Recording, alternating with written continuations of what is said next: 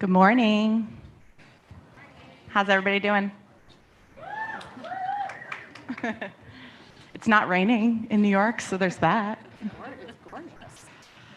Well, I am super excited to be here today. My name is Kalli Chapman, and I work with Prudential Financial, leading paid media in the United States for Prudential and globally for PGIM.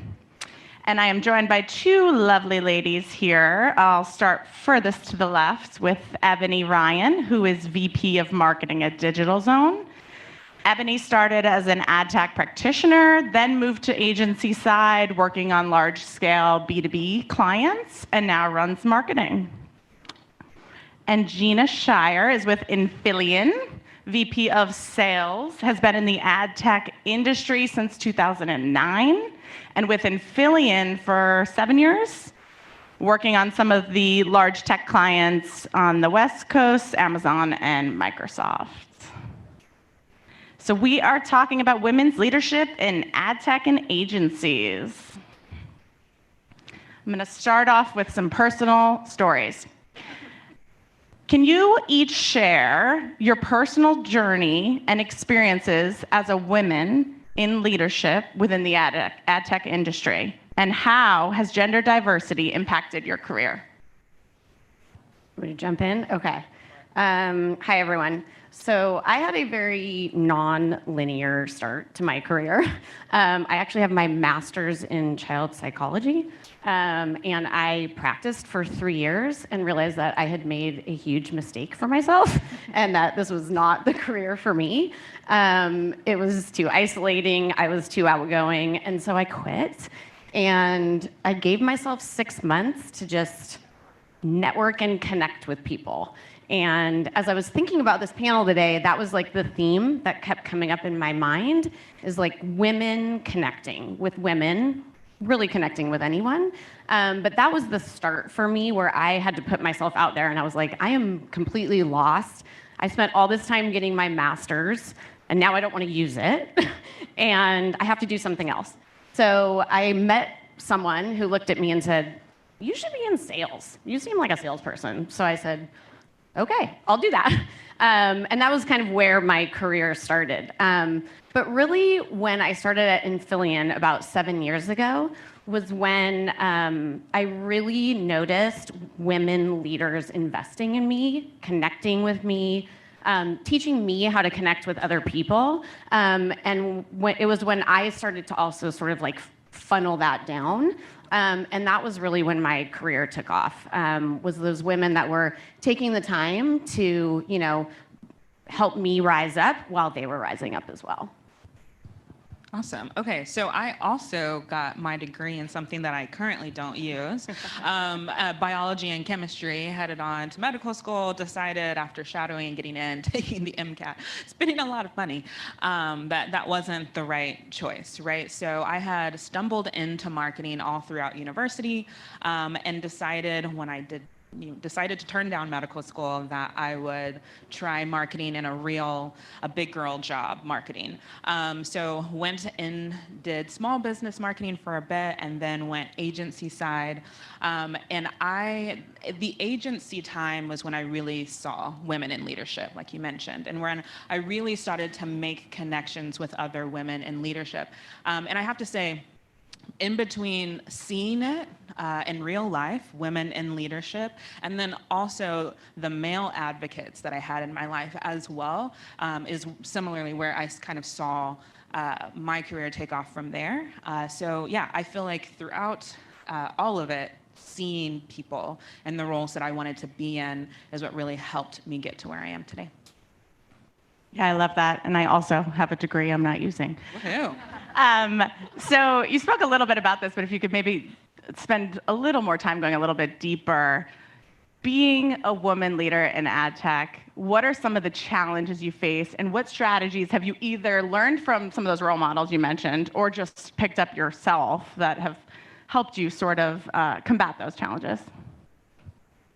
I'll jump in again. Okay. I think one of the biggest challenges that I've seen is just, we've talked about this, but visibility and putting yourself out there and kind of bragging about yourself as a woman. I think in general, we all have a hard time doing that, where sometimes I see my counterparts being fabulous at that. And so I have to kind of be comfortable with making myself uncomfortable in that way and sort of saying like, hey, look at me, I did something great over here and I want to be recognized for it.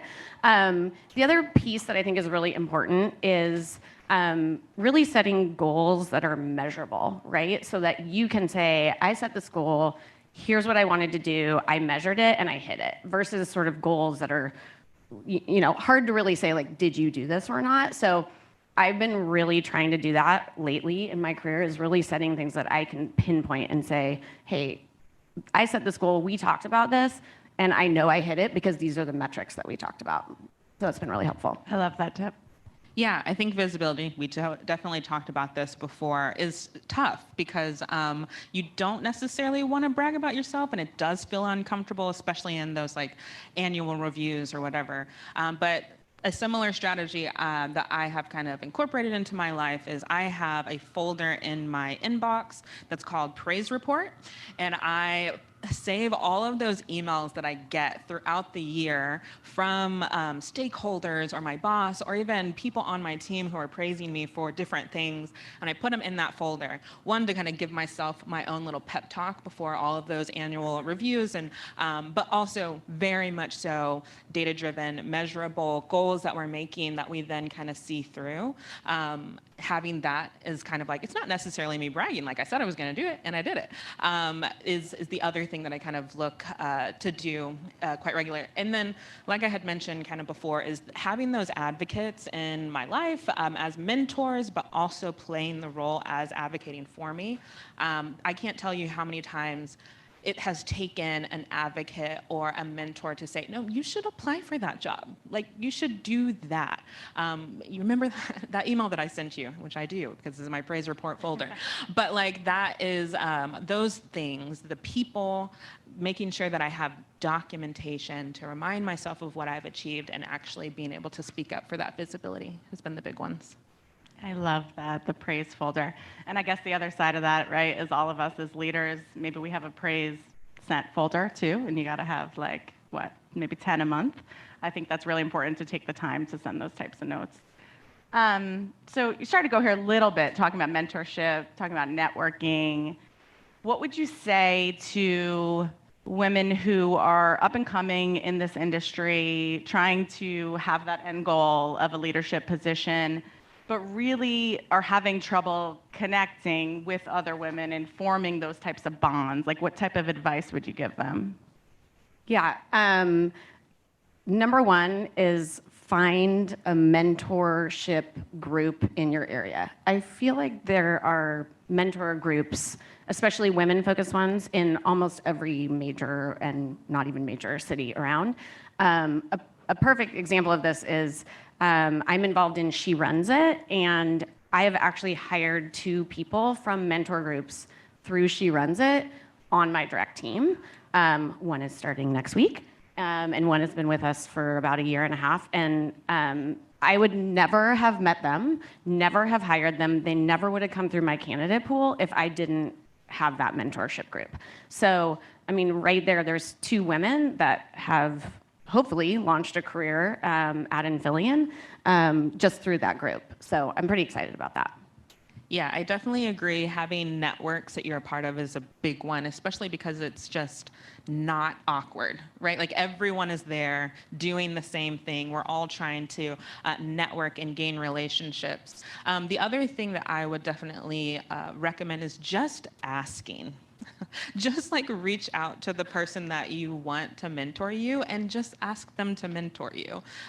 Oftentimes they want to, or at least they want to mentor someone. So asking them to do that is not like, the worst they can say is no, and then you're kind of like right back where you were. They're not going to be like, they're not going to say anything mean. They're going to probably feel flattered that you asked them to begin with. So if I was going to recommend anything to someone who's young and trying to network, it is just ask. That's probably where you're going to get you the mentor that you want. One other comment.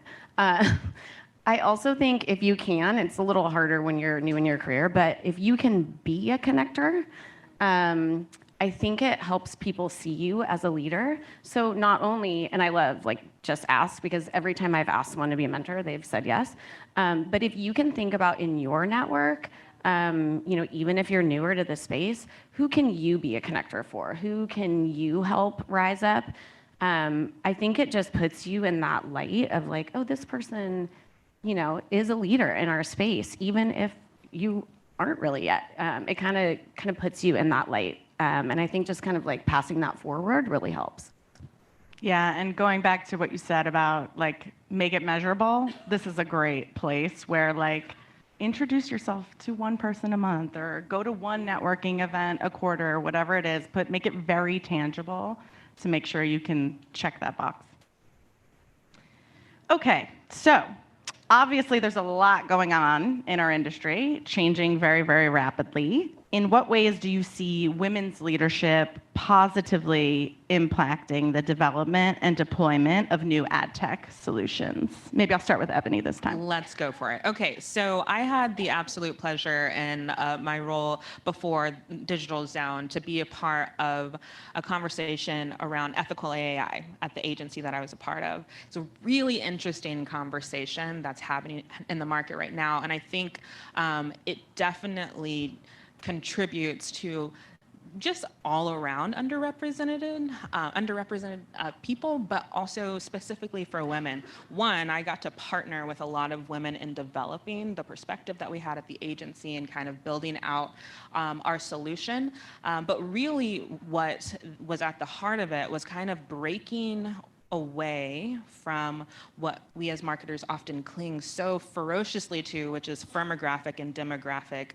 data points, and kind of looking more at behavioral context, right? Because men and women and underrepresented communities can all act the same way, and sometimes we allow those demographics or those firmographics to get in the way of actually treating them like a whole human, right? And so this conversation of ethical AI is really important one to me, but also I think for the industry and moving ad tech forward and kind of getting away from treating people like the soccer mom in the suburbs and more of how they're actually acting and interacting with different things on the internet and in real life, right? So this ethical AI conversation I think is really important and will probably only get more important as we develop more and adopt more generative AI to kind of see those conversations intersect, I think will be really interesting.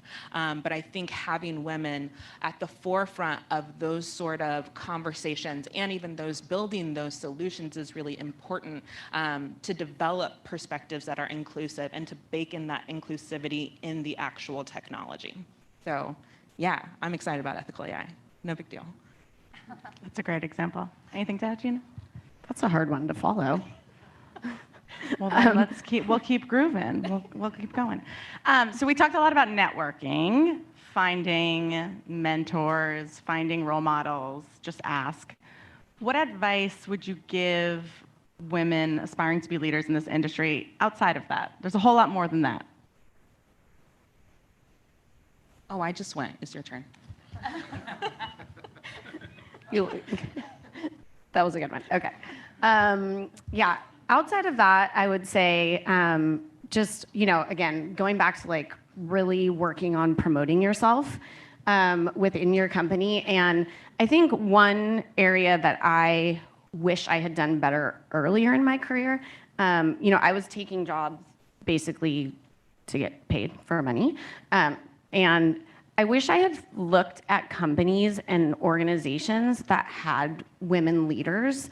And I think what I found at Infillion and why I've been there for a long time is that they do. And these women leaders are active in helping other women succeed. And I didn't really have that in my other roles because I wasn't looking for it. So I would say when you're looking for new jobs and new roles, like obviously we all need to get paid and pay the rent and all of these important things, but that might be a checkbox that you want when you're out, kind of searching for the next thing for you is like making sure there's someone, it doesn't have to be your direct manager, but someone in your sphere at this new role or this new company that is gonna take that time to help you advance your career. Yeah, I completely agree that that is definitely something I didn't do early in my career. And had I, 2020 back, looking back, that would have been something that I would have wished to tell myself is, hey, like, look at their benefits, right?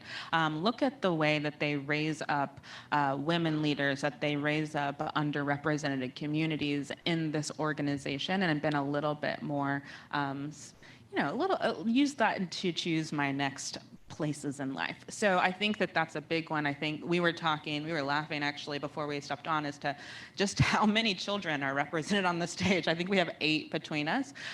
So that was important to me in a different season of life. I'm very done now. But like a different season of life, that benefit of like, well, how am I going to take care of my family? Am I going to get this paid leave? In America, it's very different than in Europe. And so that was something that I had to be really intentional about in choosing the roles, and also choosing the boss really that I had, because it's a very interesting thing to navigate as a woman who's rising in her career, having children. So being intentional about those choices were a big deal. But I think we've kind of talked all around it, but allies, advocates, and mentors are all very important people to have in your life. And they're not all the same thing, and they don't all play the same role in advancing your career. And I think making sure, one, you understand what the difference is, but also that you have those folks that are helping you get to the next level. Because I can say with absolute confidence that I would not be where I am without the people that I intentionally surrounded myself with. So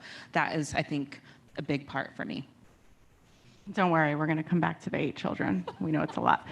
I think the only thing I would add there, and maybe feel free to jump in if you want to pile on anymore, is get out of your head. And I'm the queen of this, I'm sure we all are, but like, you're doubting yourself more than anybody around you is doubting you. So say the thing you want to say, ask to be in the meeting you want to be in, just get out of your head and go for it, because so much of it is really just the mental gymnastics that you're doing for yourself. And speaking of mental gymnastics, now to our children. No.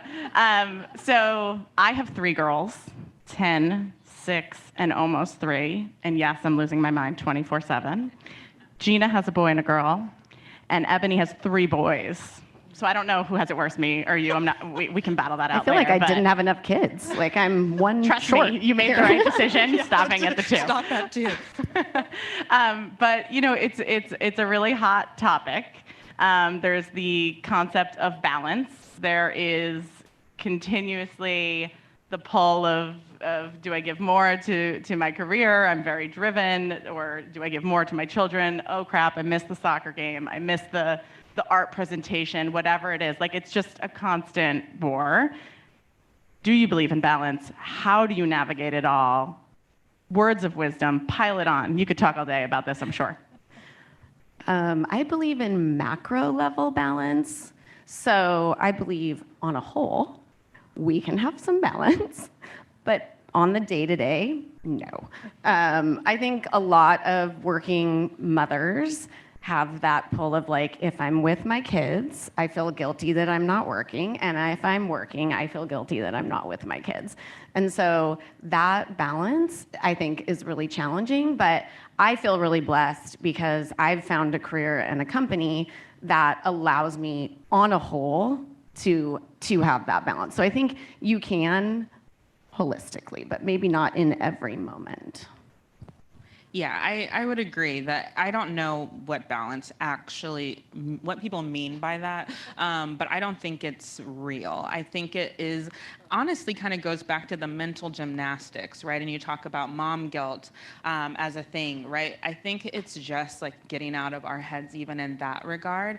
I feel incredibly blessed because I am with a company, I'm in a role that does have the flexibility that I need, but I also have an amazing support system. Again, for me, it just constantly goes back to the people that I have intentionally in my life. And my partner is incredibly competent. He is a dad who can take kids on road trips by himself, and it is totally not a big deal. So him being home right now with all 3 of my children, I feel more confident in that than anything, right? So him being who he is and him leaning into the role as a partner with me and me not feeling guilty about him being a partner is something that I take a lot of pride in, and that I definitely try and kind of trickle down to the up and coming people in their career is like, hey, like you need to have a conversation with your partner about what your partnership needs to look like in advancing your career. Because I think oftentimes as women, we feel like we have to take it all on. And that mental gymnastics is just what's going to completely rule out balance altogether. Have the hard conversations with the support system in your life so that you can set yourself up for whatever people mean by balance, and try and get out of the mom guilt that we often put on ourselves. Yeah, one more comment. I think it's really important to, again, this goes back to like connections, but having working mom friends. Like, I try to make time to get out with some of my girlfriends that are, you know, working moms as well, and just have that venting moment. I think it's really cathartic. With wine? With wine, yes, usually with wine. So, you know, being a working mom, we often talk about the challenges that come with it, but I like to argue often, especially to my husband, that it's actually one of the biggest assets. Like, it gives you a whole level of skill set that you never even knew you had it in you to do so much. So can you talk a little bit about that? Like, what are the actual benefits that you bring into your job every day because you are a working mom? Yeah. Kind of two pop in my mind. One, I get a break from my kids when I go to work. And I often come home from trips like this and I'm like, oh, I missed you and I'm so happy to see you and this is so great. And I'm a better mom because you're not annoying me right now. And so I love that. And that is kind of the balance, right? Of like getting that break and using my brain and all of that. The other thing I remind myself often, because I have a daughter, is that there is tons of data and statistics that show that like daughters of working mothers end up being more successful. They have a higher rate of like graduating from college, more likely to be in a management role when they're older. So that is like a narrative that I tell myself when I'm feeling guilty, that she's seeing that in me and that will reflect later in her career as well. Yeah, I think yes to all of those things. And I don't think the ability to multitask as a mom should be underplayed. I, like she said, have 3 boys, and that means that there is ultimate energy. At my house, there's 6, 4, and 2 also. So they're like at their maximum energy stage of life. So it is the multitasking that I have to do in my mind and physically in the real world that I live in is, I think, something that actually pours into my work life as well. Like, I can multitask like no other. I have so many conversations happening in my head all at once, and I definitely attribute a lot of that to being a mom and having to do that while I'm working and while I'm not working, being able to kind of just accomplish more with less mental and physical resources, I think is something that I think it's a mom thing. And I love working alongside other moms in my organization and dads. I love working with parents because I do think there is a very different set of skills as a parent. I also think that having children has increased my empathy more than probably anything that I have ever experienced in my life. I don't think it's actually, empathy is a weakness of mine, even though I'm a woman. And I think having kids has really helped me understand empathy in a new way. And I think bringing that into the workforce, whether you're a mom or a dad for that matter, is really important, because I think we as a society have decided to place some emphasis on empathy in ways I think that previous generations have not. And I think parents are really some of the best people to exhibit that in the workplace. I love that. And especially in an economic climate, right, where we're all trying to be as efficient as possible, I really think that parenting gives you a different level of maximizing all your resources and trying to get the most out of them. So I think it's eerily relatable. we only have a couple minutes left, but I would like to just open it up to sort of final words of wisdom, be it advice for working parents, be it just advice for women in the industry that are trying to get to a leadership position. What sort of parting words would you leave us with? I mean, I'll just go back to all the thinking that I did about this came back to connecting. And I think that goes for if you're a young woman in your career and you're trying to, kind of work your way up the ladder. I think that goes to if you're a mom and you need support, right? It's all about like finding that community that supports you and lifts you up. And that can be women, that can be men, that can be dads, that can be moms. But whoever that is in your sphere that can help support you through your journey, I think that's really the most important takeaway. Yes, I definitely completely agree with having the right people in your life really matters. The other thing I feel like I learned halfway through my journey was to lean in and invest in my strengths and be okay with my weaknesses. That I don't have to change who I am to bolster my weaknesses, but there's usually another way to solve the problem fully seated in my strengths. And that was something that I would definitely want to tell like any, especially young women growing in their careers, like, hey, you have strengths that make you exactly who you are, invest and grow those. And hopefully you have the team to pick up your weaknesses, right? So that's what would be my parting words. Yeah, I love that. Be your authentic self every day. And if you're somewhere that doesn't appreciate that or allow you to be your authentic self, look for somewhere else. Thank you so much.